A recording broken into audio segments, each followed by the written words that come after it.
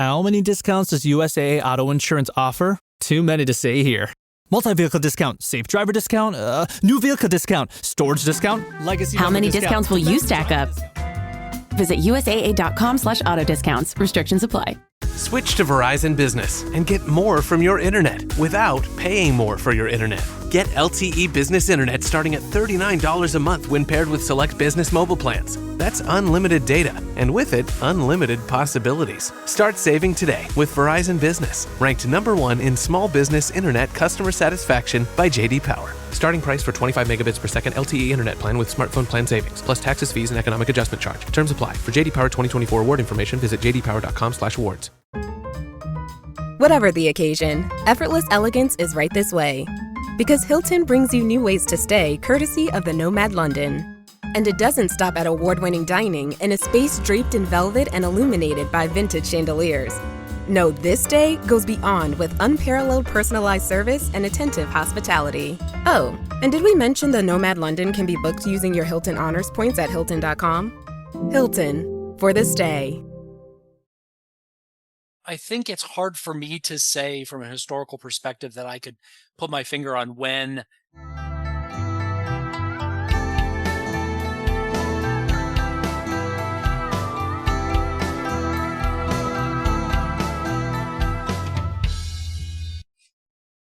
Welcome, Sensei Russ. Back again. I always feel like I am a step behind the karate conversation on karate.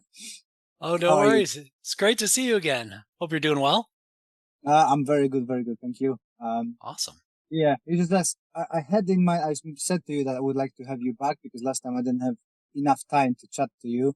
And then Sue and Greg posted the interview with you. It's like, damn it, I forgot again. I need to grab you because I've got the few questions. No worries. Well, I enjoy chatting, as you can tell. So at least, as an introvert, Les, I think you know this, right? I'm an introvert, but if you get me on topics about interesting things, you wouldn't know it, right? It's just, I can't talk about sports. I don't like to talk about those kinds of things. So get me talking about physics or martial arts or sociology or something, and I can talk your ear off. Okay. Well, I can't talk about all of those subjects, but I can pick your brain about the martial arts. Awesome. And the thing that I want to discuss today is a syllabus. So my first question is, because that changed a lot for me, what are you using syllabus for? Is it for you or is it for students? Because I went from a school when the syllabus was for students, so you had everything written down to follow, and students have to memorize it and learn.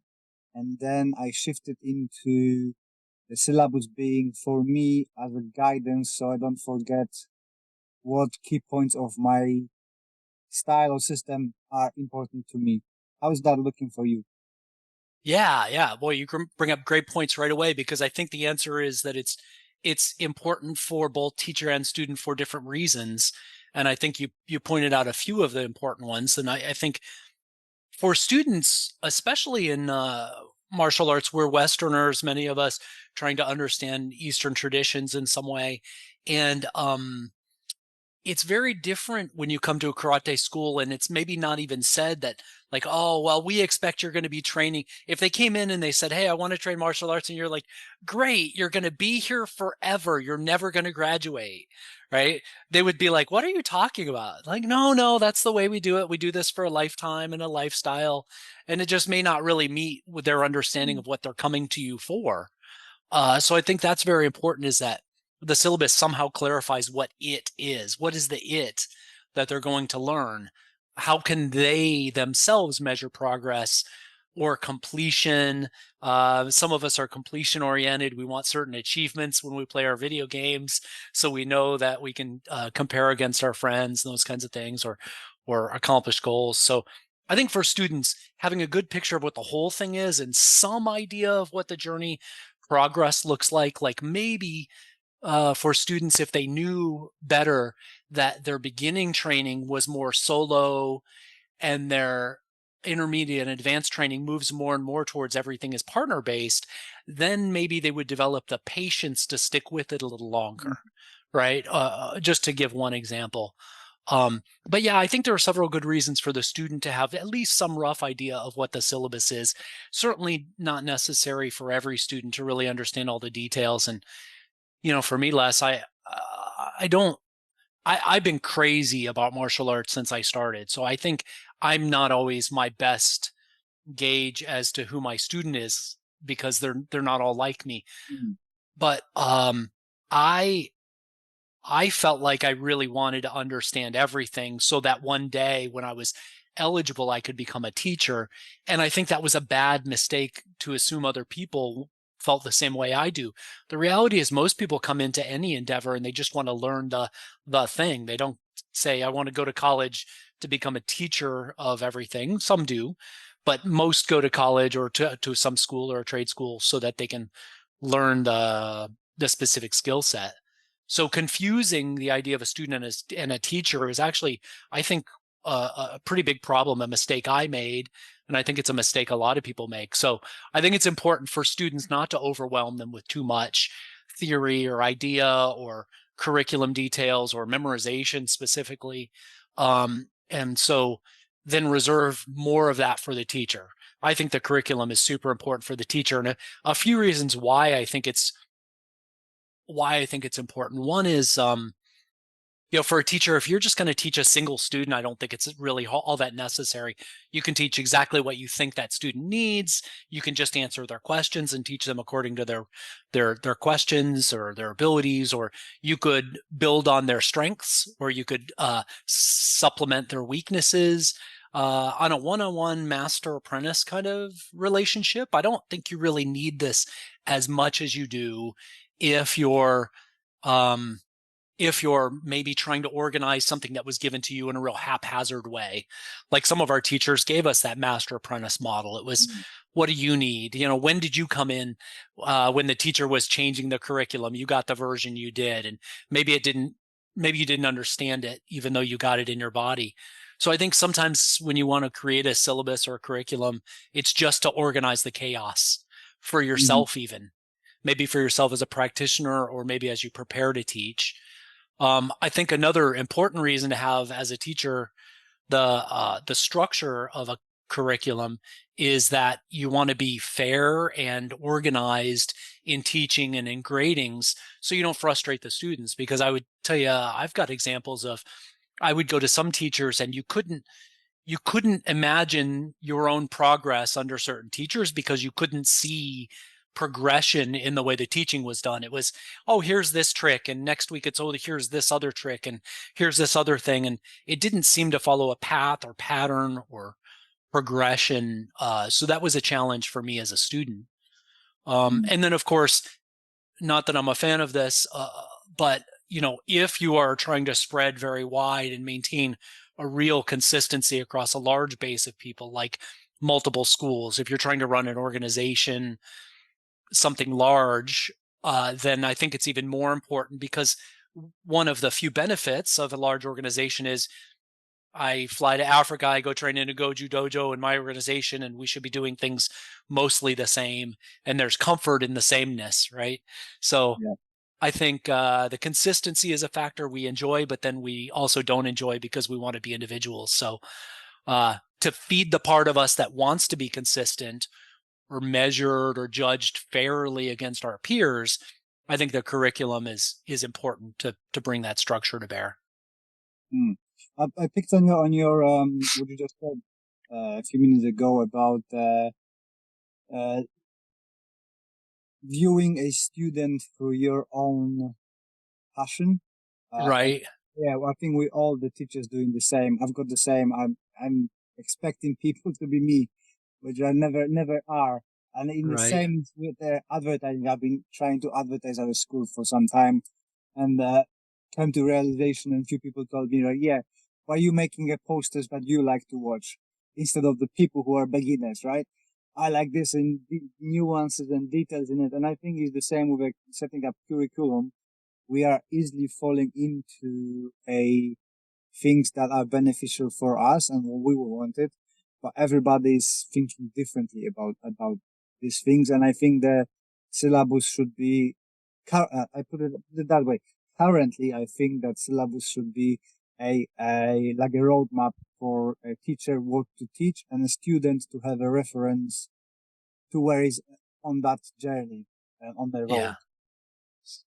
I agree. There are a couple things that what you said brings to mind for me, Les. One is, one of my first, I've told this before, but I think it's worth repeating, is that when I first started teaching, I thought what teachers did was they created lesson plans. And you create the lesson plans. This is going to be the next 20 lessons, and I'm going to roll this out one per class. And the problem is, like the famous saying say, no plan survives first contact with the enemy. A lesson plan is a very rigid and very detailed way of approaching teaching. And I think it maybe goes too far for my circumstances to be useful. So knowing that every student is a little different, I think lesson plans are maybe a little too detailed. I think it's more important to understand your goal and adjust the methodology along the way than it is to be too rigid about the methodology. I think obviously, I think principle driven, however you want to take principle to mean, whether it's concept or keyword or maxim or those kinds of things. I think you just always have to keep the goals in mind. And then along with that, I think teaching should support this shu-ha-ri model. I know I've heard people say, well, that wasn't originally a martial arts thing. That's fine. I think it still gives us a shorthand to understand that there are kind of common phases in the learning journey, and they are do what I say, don't ask any questions. Okay, so now you're at a place where you have enough, the mud is dry enough that I can mold it, and you're allowed to have an opinion because you've tried something more than once. Ask questions, challenge the ideas, start to make sure you understand it. And then at some point you've developed your own methodology. So I actually really think that when you design curriculum, you should embrace the learning journey in that way. Beginning things should be highly structured, and your goal over time as an instructor, for me, or what I would recommend to people, would be to learn to let go as you guide further in. So be prescriptive in the beginning, and then move further and further away from being prescriptive, and make sure that the students develop the tools and abilities to correct themselves and create themselves, and really explore their own passions and preferences. Yeah, I think it's very difficult you have to have ability, which I'm thinking that quite a few instructors I went through lacking, through being able to look at your own work within the, let's say, syllabus, and do the review and allow yourself to let go and, review and like, okay, this is not actually what I wanted to do. This is not good for my students. I need to do a little bit of a change, or at least update it. And here's the question. How often do you update your syllabus? I'm currently on 7.3 or 4. I love that. So how is that looking for you? It's a real serious challenge for a teacher to change a syllabus because it affects the student, right? We want to continuously improve, but how do you isolate students from the challenges that creates? Very, very difficult. I would say I haven't been numbering them. I love that you are. It seems like I should number them since I'm a software guy, but I really haven't. So probably the sad truth is we're all still in beta over here. Everything is in beta. All the students are wonderful people that I love and care about, but sadly they are also test subjects in an ongoing process to try to continue to make everything better. So hopefully they can be okay with the fact that things change. What I have to do is make sure that for the students that care about gradings, I have to make sure that any changes to the curriculum don't affect that. But other than that, the reality is I'm always changing, adding, rearranging curriculum. I have solidified some pieces, bridging 1, bridging 2, lower body and takedowns. Those are all very solid. So at least I have a good starting point for getting people off the ground early and consistently. But after that, there's a lot more flexibility in the process. So I would say, again, I don't have a number, but everything's changing all the time. Yeah, I only know, sorry, cancel that. I only know because I've been fortunate and unfortunate, inherited from my teacher, that my dojo goes high, crashes, and I have to rebuild it all the time. So I've Oh, got wow. kind of a set of a new Yeah. student that I can, okay, I've got about 5 years to test a new thing.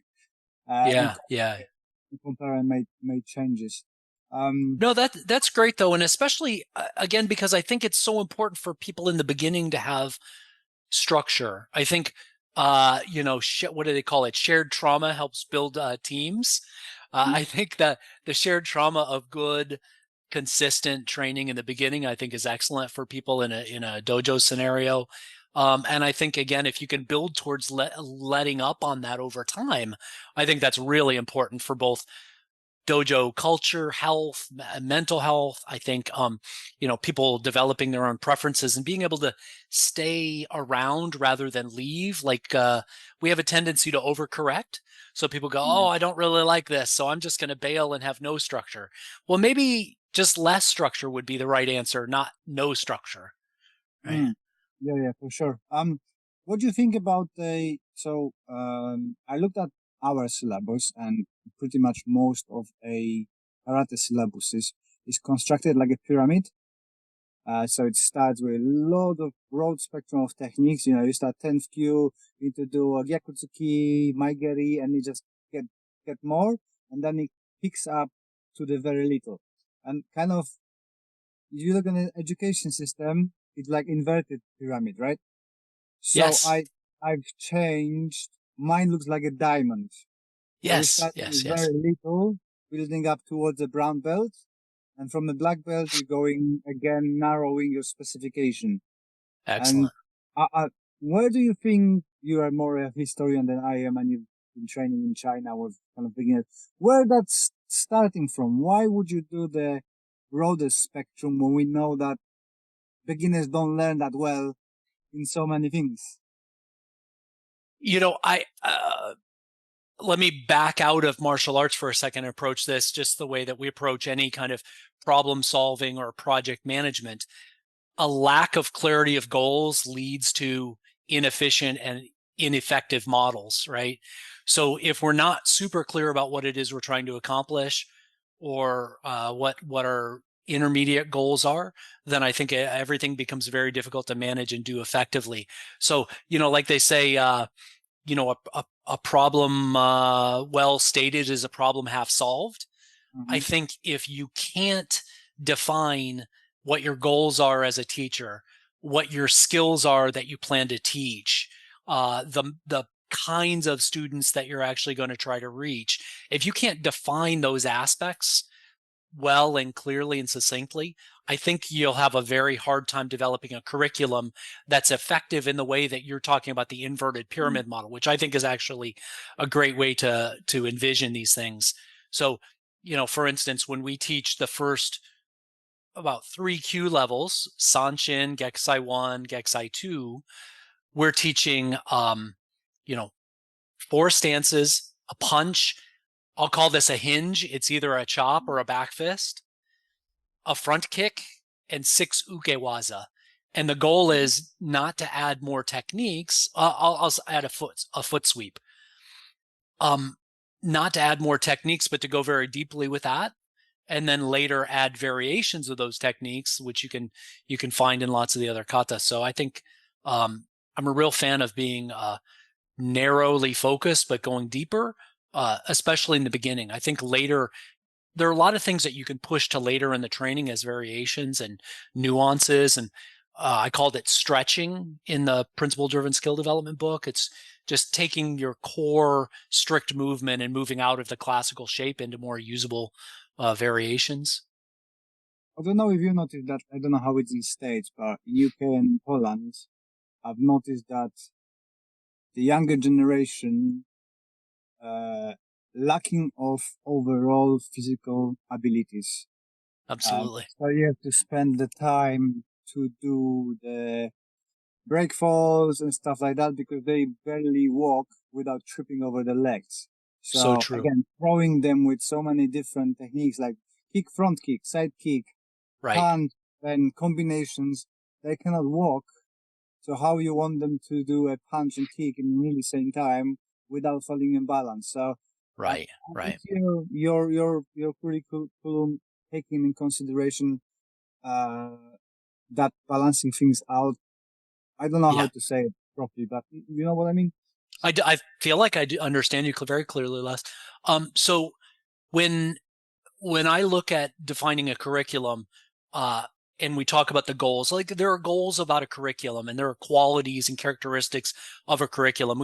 We can hold on that for a minute, but jumping to like, what is the goal of a martial tradition? It's to teach a person how to manage violence, right?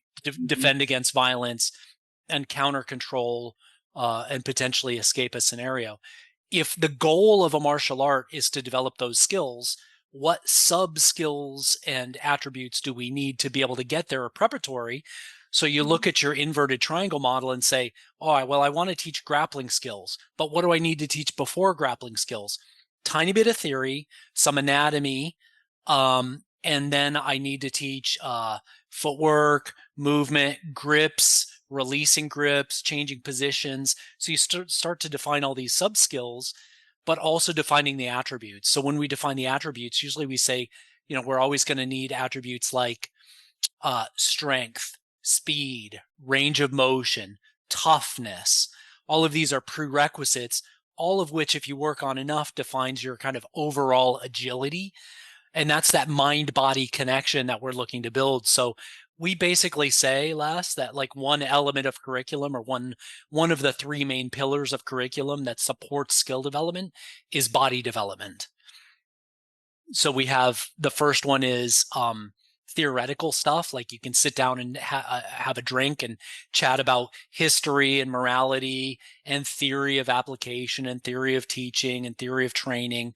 All of this cerebral stuff we can chat about on a podcast.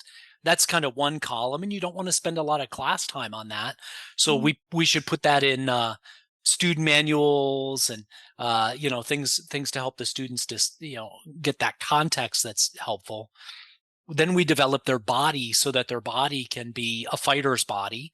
And if they don't have a fighter's body with the strength and speed and range of motion and coordination that we need, they've got to have that, or they're never going to be able to develop the skills we want them to have. And then the third pillar that leads to skill development is the one of body coordination. How do I correctly align my body to be strong? How do I have good posture? How do I get my left and right arm moving together properly? The husband and wife hands working all the time the right way. How do I get my upper and lower body properly coordinated so my footwork helps me evade? That's all like very generalized. You could go back to like the 7 primary skills: push, pull, lunge, squat, twist. You could teach very generalized athletics, or you can teach them sport specific ways. So the same thing for body development, you can do in body coordination. How generalized or specific do you want to be? That's up to you as a teacher, or it might be already defined for you in your tradition. But if you don't have decent theory, a body that can make things work, and the coordination, including power and flow, to implement the skills, then probably all your work in skill development is going to be less than optimal, right? So we think of these as you're defining curriculum, these are the 4 major categories of concerns: theory, body development, body coordination, and skill development. And so when we look at building things from a project management perspective or curriculum design, we try to come at it backwards, right? So know the goals. The goals are those skills that we want to have. Then we define the test measures. So how are we going to test people for ranking and just on the floor to be able to give them good corrections? And then only lastly do we look to the things that we love to do, like, oh, I love that drill, that was fun, or man, I want to teach 10 different variations of punching, or 20 different kinds of footwork steps. It's like, well, yes, we want to teach them eventually, but maybe we spread them out. Maybe we identify which ones are the core and which ones are variations, and we use that to help us design the curriculum. I'm gonna move you a little bit. I'm Sure thing. My phone, I think, is getting a bit iffy, so I'm gonna put it in front of the fan. Right. Be careful, I'm ticklish. But again, I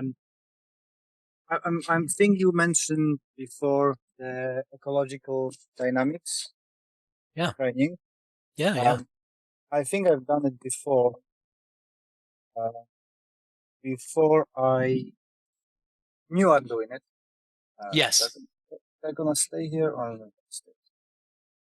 Yeah, we had a different term for it. We called play, right? But Yeah. the methodology was pretty much the same. It was have a goal in mind and have an example or two to get started, and then leave the student some time to explore. So the constraints are actually very helpful in getting the student to be creative and be adaptable. That's great. If I just hang it off the mirror, that should hold it for a little bit. Sorry, guys. It's me being very organized here and trying to do everything last minute and not prepared. So stay with me. No worries. Find something heavy. So the reason I'm asking because I again recently changed my syllabus to a skills driven. I suppose that I can say. Great. That we get rid of the names of the techniques and started with 10th Q is your ability to break falls. Nice. Eighth, let's say 8th Q, it's a basic punches, and the 7th Q basic kicks, then combinations, then basic takedowns, groundwork, and so on. So because we had a lot of Japanese terminology, lots of detailed work, a finger here is different name, finger here is different name. Yes.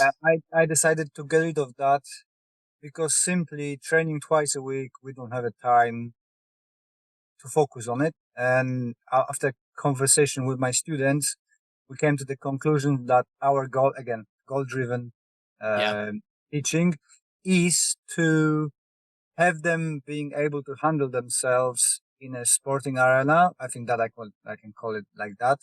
And then from the first dan, we do a deep dive in the forms if they want to. We've got limited amount of forms. We drop kata to 3 katas as a developmental for till the first dan. And then we focus purely on a kata. All the sparring and stuff. You can handle yourself in a sporting setup. So I think it's kind of closer towards the ecological dynamics. I have to say honestly that I'm not really understanding it fully. We've always done games in our club, so it's kind of like, wow, I suppose that's what we're doing. But I'm not calling it. And what's your view about the very specific naming? I suppose for you as a historian and kind of you preserving the styles and systems, it's more appropriate for you to use them than for me, where I'm looking just for kind of I'm from modern style, so I'm not that don't care, but it's not the priority for me to preserve the Asian traditions. Yeah, great question. So honestly, my place is to, or my position is to try to find a right balance between those things.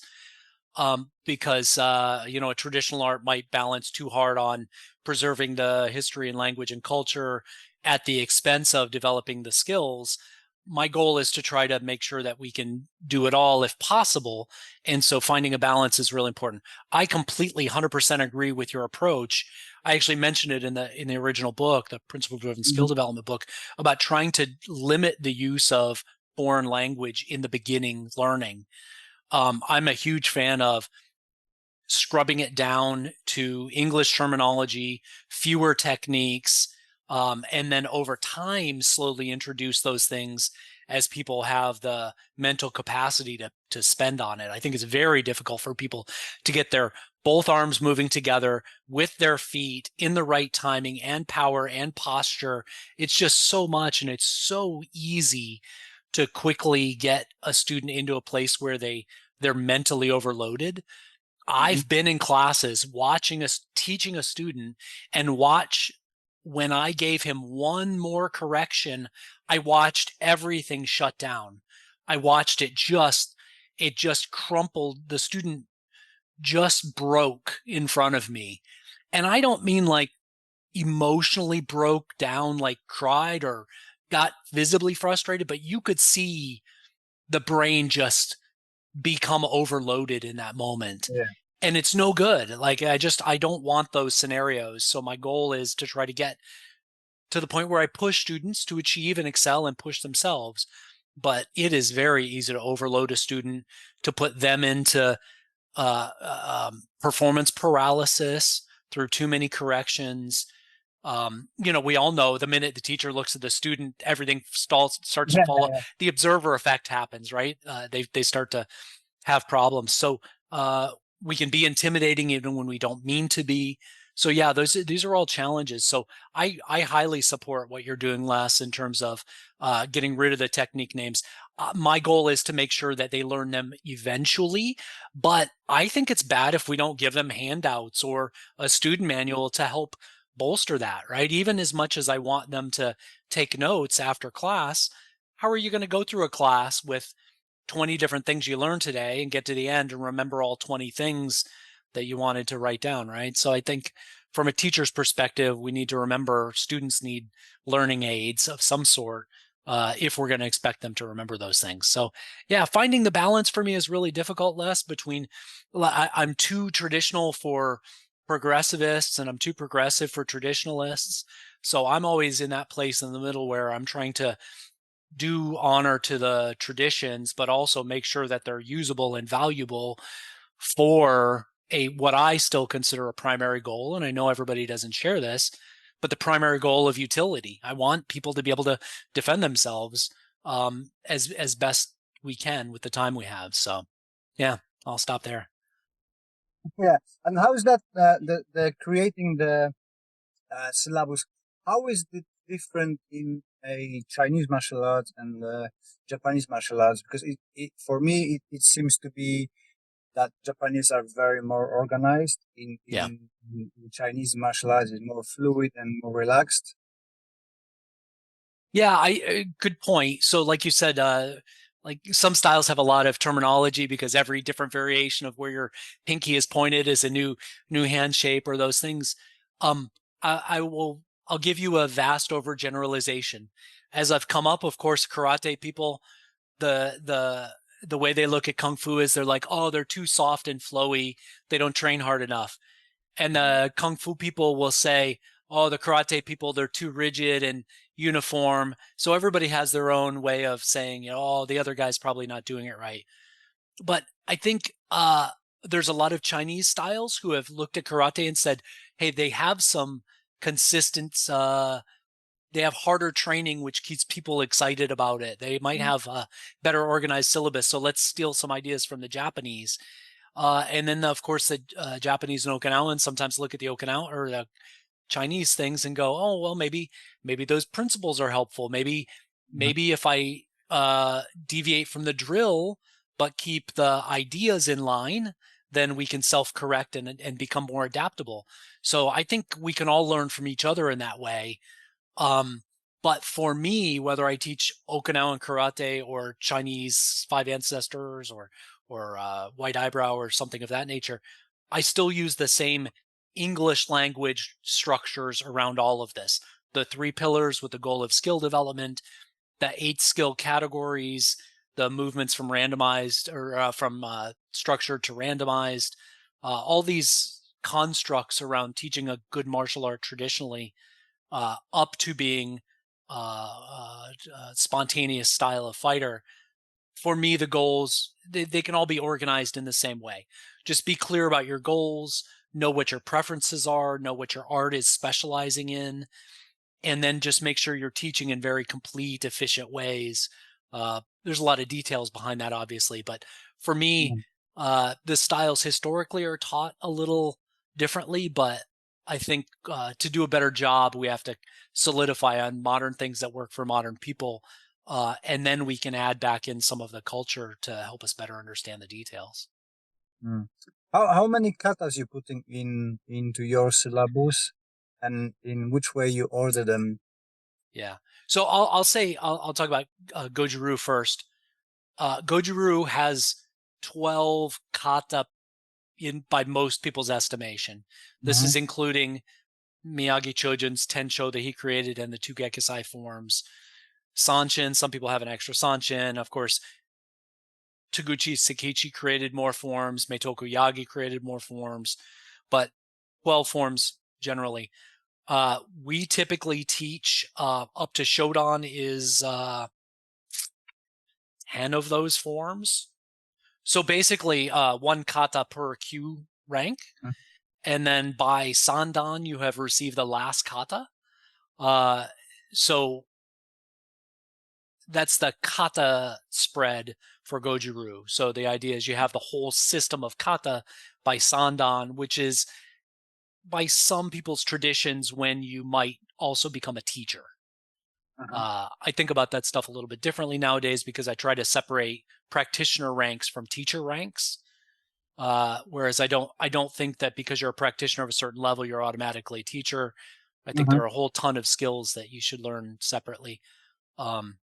But that's for that style. For 5 ancestor boxing, I spent some time talking with my teacher. We have 5 core empty hand forms, and then you need to pick one other course to go with that. So that maybe that's about 3 more forms. So maybe about 8 kata by the time you are then eligible to test for a teacher rank as well.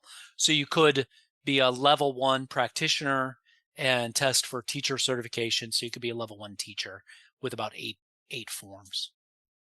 That's an interesting breakdown, and I thinking that most of karate schools don't have that. They automatically, what I hear from people is, "Oh, I've got a first dan. Now I have to teach kids." Yeah, My next dan, I need to repeat all the syllabus all the time, and then suddenly I'm getting second dan. Yeah. And I always been saying, not everybody wants to be a teacher. I've got the guys who are That's second, right. third dan, and they don't even have a slightest urge to teach anyone. They just want to train, and that's it.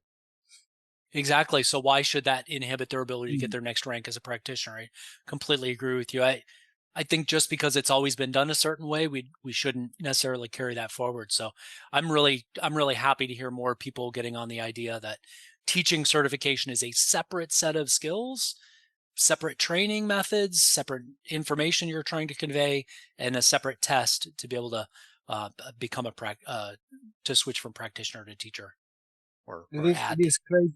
It is crazy that in karate that somebody thought, yes, you're gonna be watching the teacher, and then magically you're gonna acquire the ability to teach people.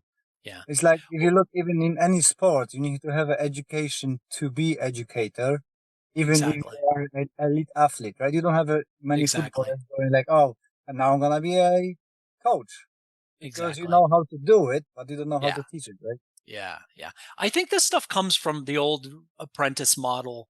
I think it wasn't well understood that these were a separate set of skills. Certainly when I was coming up and I was questioning my traditional background, Sensei Kimo Wall was a big influence on my training at a certain period of my life. And he was a big fan of, he said, Russ, you've been doing this a long time.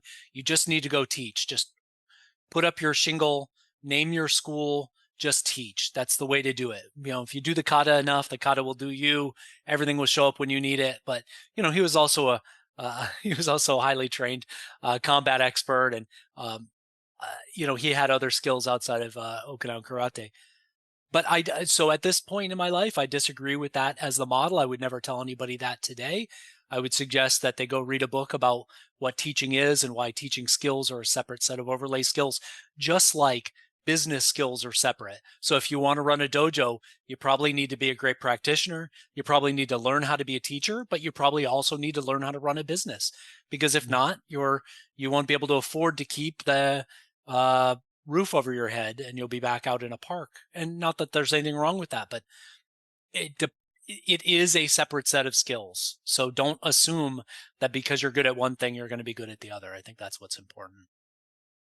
Do you have like a set point where people can become a teacher? Because I've seen like in for example, Gokan Ryu. Not that I have anything against the Gokan Ryu, that they can do their own stuff. But I had a few students who came from that system, and it's like you're a yellow belt. That means you are 3 grades. You've been training for half a year. You're gonna be becoming a instructor now. Do you got like a set? But that's their Yeah. their Yeah. things. They can do whatever they want. Yeah. But do you have like a set point, like let's say 5th Q or 8th Q, and one first Q that you can start getting into the educational side of teaching? Yeah. I don't have that kind of structure, but I would say but before I answer more, I would say I define things a little differently just because, again, anytime you bundle ideas, it becomes hard to separate them. So if you separate them, you can rebundle them easily. But if you can't imagine them apart, it's a real challenge. I use these words differently. I think of an instructor or a teacher as somebody who can not only create syllabus, but can deliver it. I think of a coach as a better term for somebody who is not creating or modifying the syllabus, but as somebody who can teach under supervision and who's not likely to be able to modify it well for other students because they don't understand the meta concepts that drive the teaching model. So I think having coaches or assistant coaches or coaches in training, I think that's wonderful if you all can come to the same agreement. I'm not really a fan of teachers taking advantage of students to get free labor. Mm-hmm. That you'll see that happen in some franchises, McDojo kind of scenarios where, you've got to get your black belt, you've got to do 200 teaching hours. So thank you for 200 free hours of being my employee. There's something about that really bothers me. So I would rather it be some other method. If they're going to teach a whole class, I think that's scary. That means they're already at the level to be unsupervised. I think teaching under supervision may or may not be something they're paid for, but it might be something that they would do to prepare for a teacher certification. So I don't have a real strict structure to give you. Just these are my concerns, Les, and I kind of handle this right now on an ad hoc basis. I'm pulling more structure around this, but it's very well defined in my 5 ancestor boxing because you have to get to a level 1 practitioner certification. Then you have to take an instructor training course. Then you can be certified as an instructor after the exam.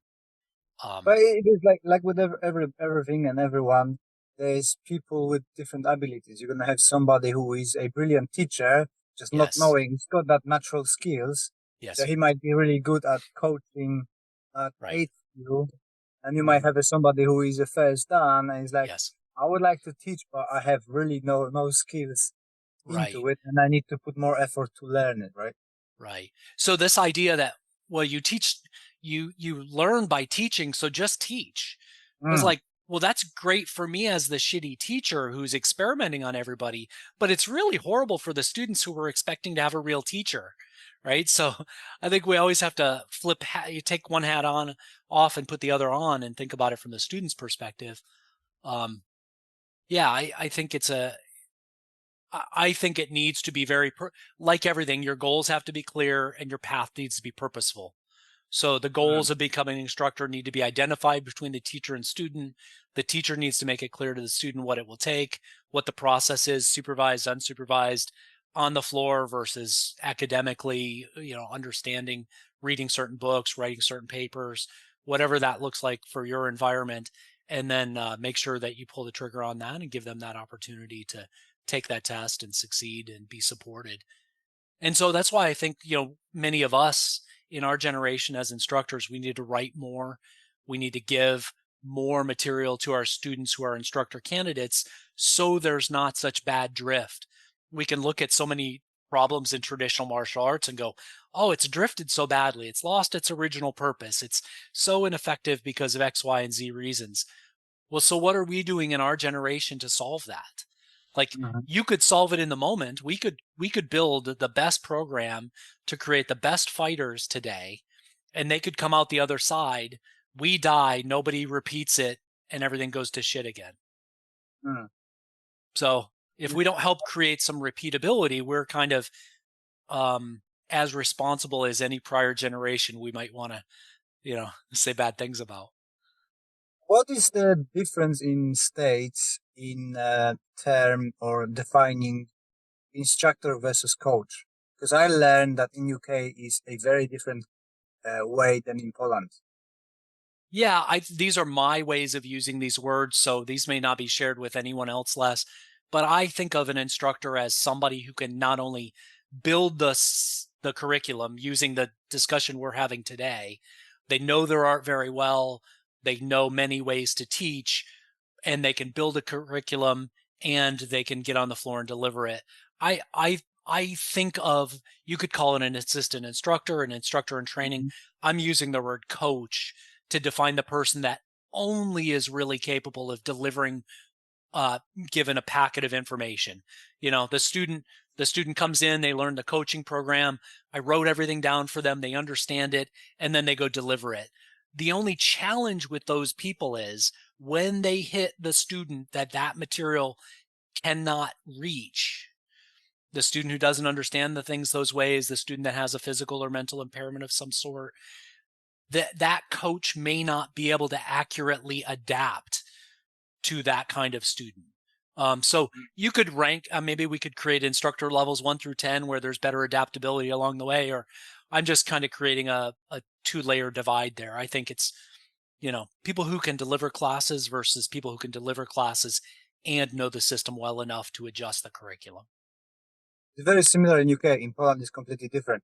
You get a official, because in Poland, when I was there, you had to do official government qualification to teach. Yeah. So instructor is a basic level. You need to have a 5 years uni to be a coach. Okay. So I've got it backwards. And there is free, not that you, but in UK it's the same. So I'm saying, I'm a coach because it looks higher. For me, it's automatically a higher grade. Sure.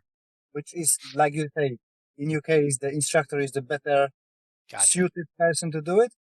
But in my head, it's like, my coach has to do 5 years of education to be a coach of wrestling. Yeah, right? yeah. So this is where terminology gets in the way, doesn't it, Les? I mean, it really causes us a problem. So we have to define it along the way.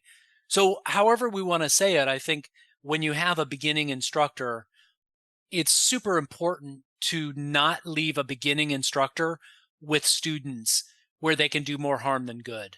And that really is the challenge.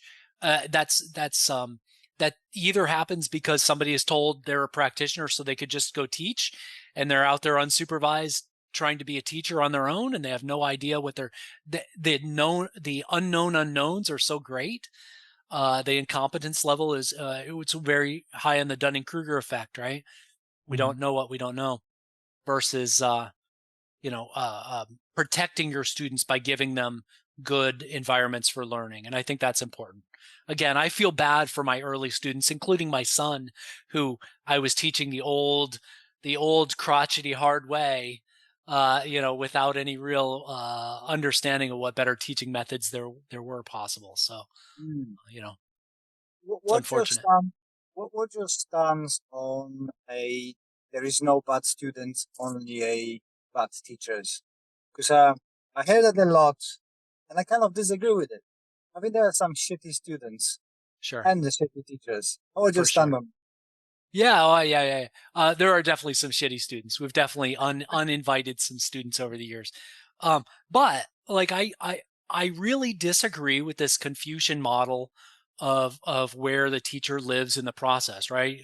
They say, the student comes to the table. I'll lift 3 corners, or I'll lift 1 corner. They need to lift 3, right? It's like the majority of the responsibilities on the student side. I just completely disagree with that. I think the teacher holds just a little more responsibility. Let's say 51%, the student holds 49. And it's the teacher's responsibility to tell the student that that's the way it is, and to help them understand what that means today as a beginner, tomorrow as an intermediate, and later as an advanced student. I still love teaching so much that I look at difficult students as a challenge to test me and help me get better. However, there are some things where, like, maybe their intentions aren't pure, or they're lazy and they're just not going to do the work. I mean, I can suffer a lot of things. I really can't suffer laziness. So it's just one of those things. If you're willing and you're trying, but you're having difficulty, I will figure out lots of ways to be helpful. But if you're antagonistic, if you're competitive at the wrong times, if you're endangering anybody else in the school, I have zero capacity to put up with that. So yeah, I think there are lots of shitty teachers. I had some of them. I've been lucky to have some great ones, and it's obviously a life goal of mine to become a better teacher over time and be able to do my best to help other people become better teachers so that traditional martial arts don't die on the vine. I think it's really important. Yeah, there are some shitty students, but in some cases, if you think of teaching as an element of leadership, we talked about teaching as a set of overlay skills, business is an overlay skill, leadership is also a set of overlay skills. And leadership means leading from the front, communicating clearly, making expectations and plans very clear. So I think leadership is an important aspect of teaching. So when students are failing, sometimes it's because we didn't communicate well or clearly or at the right time. But yeah, I think for me, it's important to keep things small because I don't ever want to feel like I have to keep the students that I don't want to keep. It's frustrating and painful when I do have to uninvite some students, from our environment, but it's necessary. The worst thing a leader can do is let a bad apple fester on a team. So you just don't want to have that kind of thing in an environment where a student can cause other people harm accidentally or on purpose.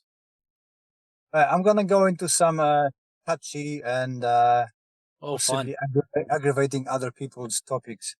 I've been watching recently a lot of old footage emerged from bunkai side of things, both from Japan and Okinawa. Sure. And we've been always told that Japanese karate, blah blah crap. They lost bunkais. They started making the shit up. But then I looked on the Okinawan one from the same period, and it's exactly the same. Very unrealistic, punch for punch. Sure. Bunkai. When do you think we lost the kind of bunkai, or is it they've been the teachers, the pockets like to mind comes Taika Oyata or Seiyu Oyata from Ryute, that they've been doing a bunkai a bit more realistic in the same era where rest of the people been doing kind of, I don't know, out of touch applications. And is it possible that simply because of the war effort, I read that somewhere, a lot of people been finding books on karate, learning from the books and saying, okay, this is my style because Americans bring money and they don't know what's what. Let's do some art form of karate which have no meaningless background. If you don't want to answer that, that's okay. I don't want to upset anybody. I don't know that I have answers, but I can continue to yes and what you're saying, Les. I think all of those are things that happen. I don't know that there was ever I don't know when the real heyday of Okinawan skills testing and development really occurred. Did it happen in the Shuri Castle and those guys really had the goods? Was it out on the docks in Tomari where these guys might have encountered kind of rougher situations than at the palace? Did it happen in Kume where the Okinawans and the Chinese were mixing more? I don't know where the skills hit the height. It's never been kind of place where people were fighting a lot, as far as I understand. So I just don't. I don't know what the rise and fall looks like. I know that martial traditions have value in a few places, including civilian self-defense. You can use them for sporting, of course. I think it's hard for me to say from a historical perspective that I could put my finger on when karate was the most highly developed for use.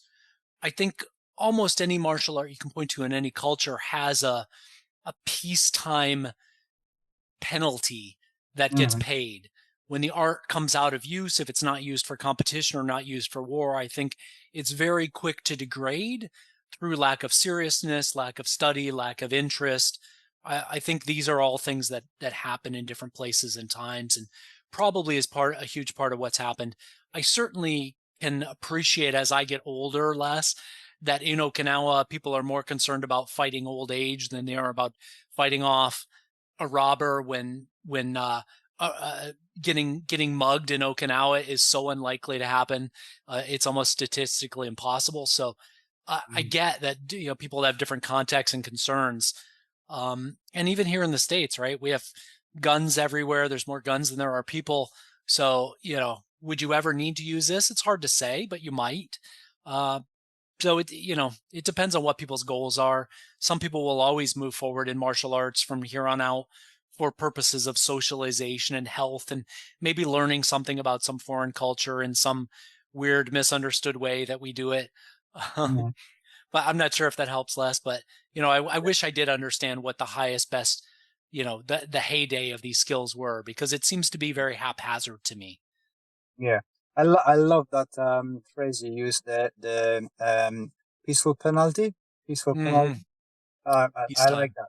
Yeah. Yeah, that's really good. Yeah, it sometimes I'm thinking, and it's just my own thinking about this, that if karate comes from a palace guards and they had the time to do overthinking and over stylize things without actually testing it, and even they've been fighting between each other or with a, let's say, lower rank, knowing the Japanese and kind of Asian culture, it's all yes, it works.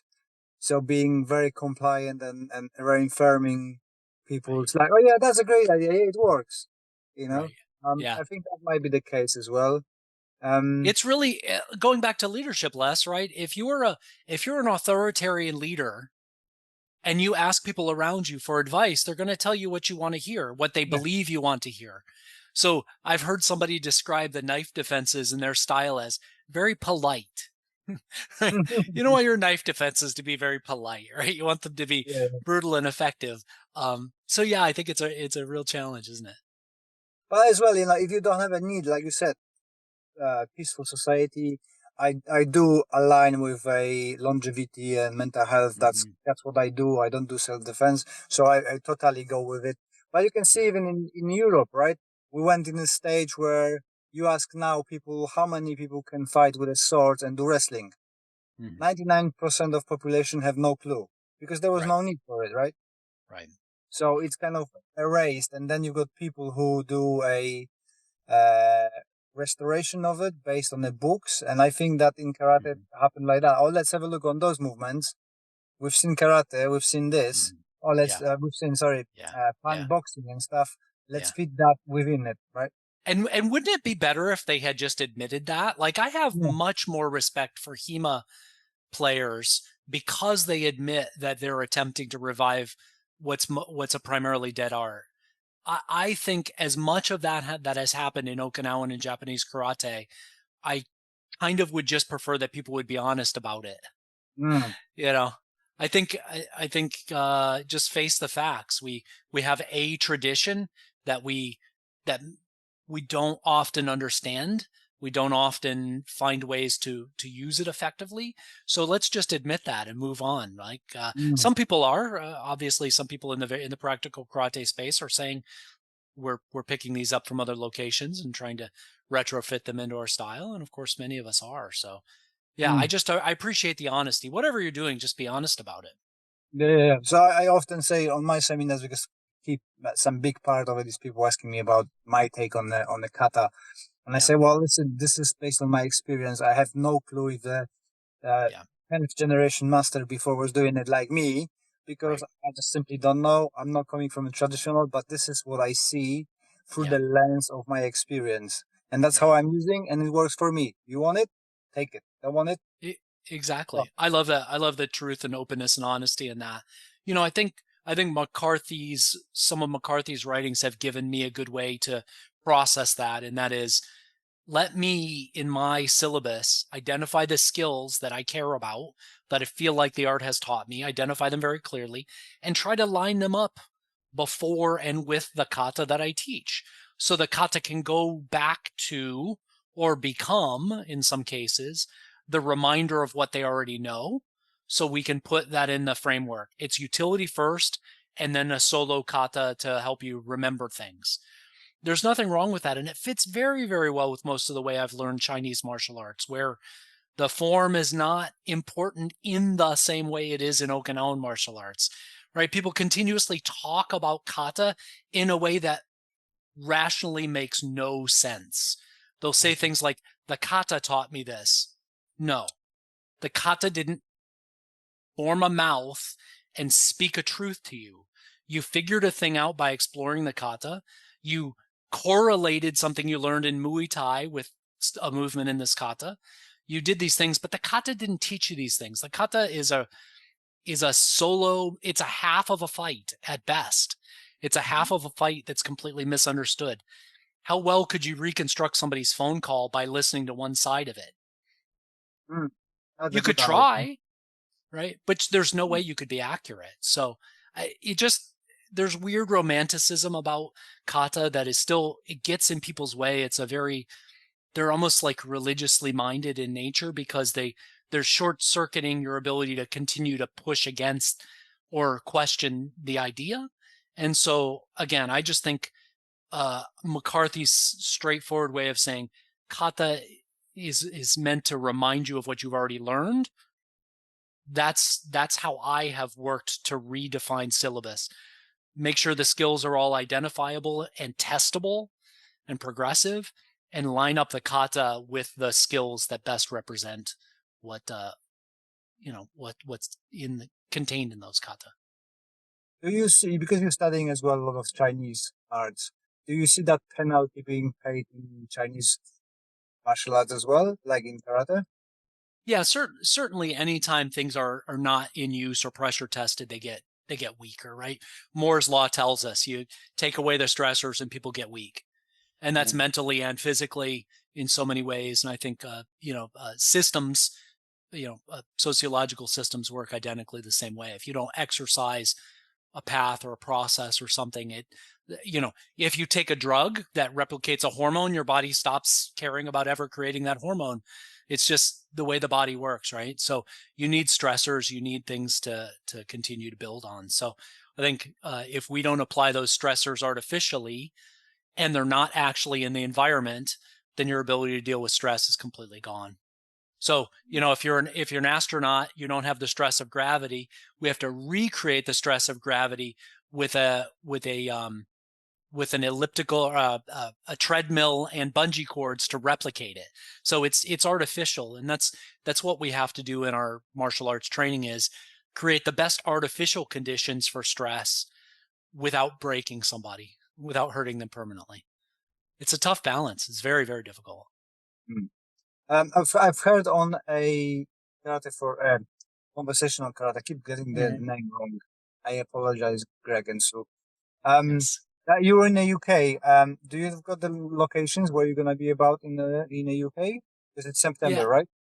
Yeah, it's in September. I'll be coming into London. I'll be spending a few days there, and then we're going to take the overnight train up to Edinburgh for a few days, and then we'll be coming back to London to fly back out. So I don't have the exact itinerary, although I have one workshop that I'm performing in London. I'll post the date, but I have one workshop with Sifu Shikar Sharif in London that's planned one afternoon. If anybody else is interested in hosting a workshop of any sort, please reach out to me as soon as possible so we can do something. And then around any workshops, of course, I'd love to get together and have a drink or beer, whiskey, whatever. So. Yeah, because I'm not living very far from London, so I've got a dojo. Cool. Awesome. So maybe we could do something together. I hope so. That will be good. Let's make that plan. Yeah, well, we speak after recording, and sounds great. Yeah, yeah, I think that's the most of the conversation done. I'd love your take on the syllabus, and thank you for describing your way and describing the way of lost bunkai and penalty we pay for peaceful times. I really like that. I'm going to be using that a lot. I have to quote you all the time on it now. All right. Great. Well, please do use it. Enjoy it. I appreciate you having me on, Les, giving me an opportunity to chat. I have enjoyed our chats. This is stuff, obviously, it's near and dear to my heart that we discussed today. I actually am nearing the completion phases of a teacher's manual that I'm pulling together that has this information and a lot more for my students. I will make it publicly available for anybody to buy. It will be available on Amazon, and I'll post around that when it happens. But the general idea is to talk about, the people involved with teaching, the elements of curriculum, how to structure curriculum, and how to deliver good classes, so that I can hopefully replicate the good parts of what I've been doing and minimize the bad parts and help others in martial traditions find that balance. Make sure that we're teaching as well as we can, as completely, and reaching students. We need to not just simply lose students to other arts and other styles and let ours die on the vine. So try to keep those things going. Awesome. Yeah, when it's going to be out, let me know, and I put it in the comments and in the cards, and people can grab it from the podcast and trying to promote it, because it's good stuff. And if you don't have a principle-driven book, you need to go and get it. Hey, thanks, Les. I appreciate it. This is great chatting with you. Thank you for your time. See you in touch. Stop recording. Well done for listening to all of it. You are a superhero. Thank you very much for your support. And if you could leave us that review on a podcast platform, that would be amazing. I appreciate your time, appreciate your support, and I wish you all the best until the next one. This podcast is part of the Sports Social Podcast Network.